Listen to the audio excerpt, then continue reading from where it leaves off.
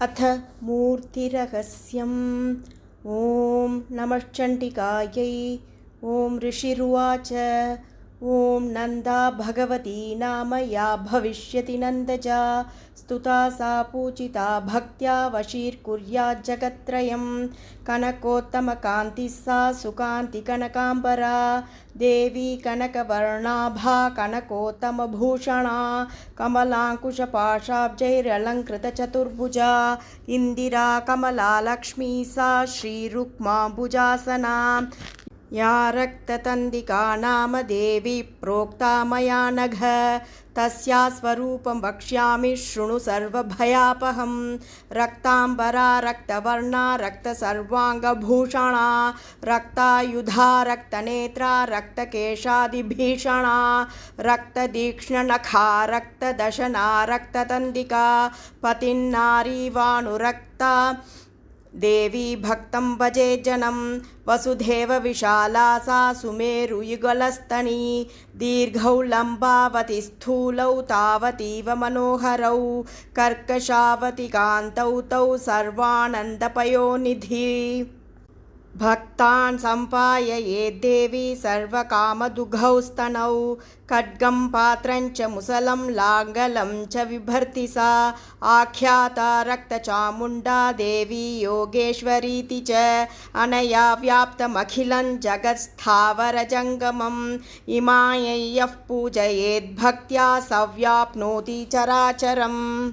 अधीतेयैमन्नित्यं रक्ततन्द्यावपुस्तवं, तं सा परिचरेद्देवी पतिं प्रियमिवाङ्गना। शाकम्भरी नीलवर्णा नीलोत्पलविलोचना, गम्भीरनाभिस्त्रिवली विभूषिततनूदरी, सुकर्कशसमोत्तुङ्गवृत्तपीनघनस्तनी, मुष्टिं शिलिमुखा पूर्णं कमलं कमलालया, पुष्पपल्लवमूलादिफलाढ्यं शाकसञ्चयं, काम्यानन्तरसैर्युक्तं क्षुत्रुन्मृत्युभयापहं, कार्मुकं च स्फुरत्कान्तिबिभ्रती परमेश्वरी। शाकम्भरी शताक्षी सा सैव दुर्गा प्रकीर्तिता, विशोका दुष्टदमनी शमनी दुरितापदाम्।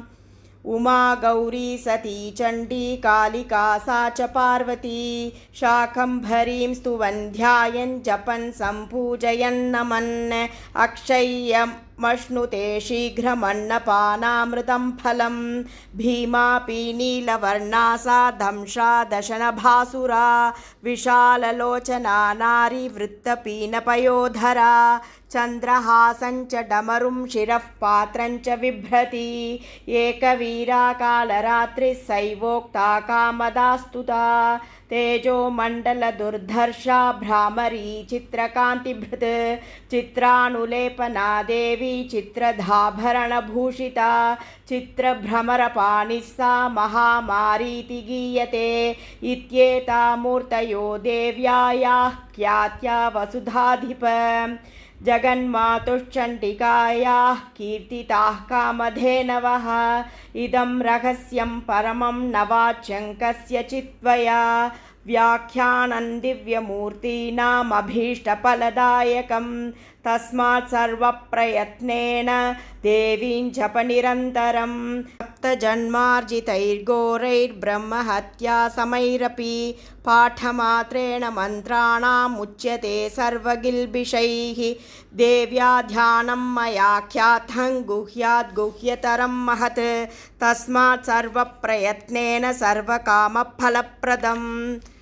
ॐ श्रीजगदम्बार्पणमस्तु इति मूर्तिरहस्यं सम्पूर्णम्।